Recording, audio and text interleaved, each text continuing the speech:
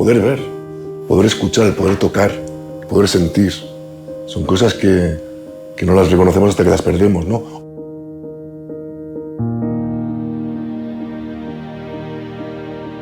Creáis milagros, ¿no? Creáis milagros en aquellas personas que no tienen acceso a unos mínimos. Y con las operaciones que hacéis y las revisiones, de pronto gente con cegueras durante años, en horas acaban viendo, ¿no? Eso debe ser una sensación milagrosa.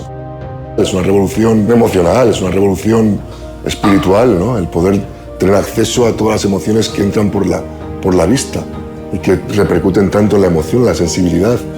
Por eso el trabajo que hacéis es tan extraordinario, ¿no? Por eso te agradecemos tanto que nos ayudes, nos ayudes a abrir con tu iris. Venga. Otros muchos iris, otros muchos ojos, ¿no? Abramos los iris que hagan falta.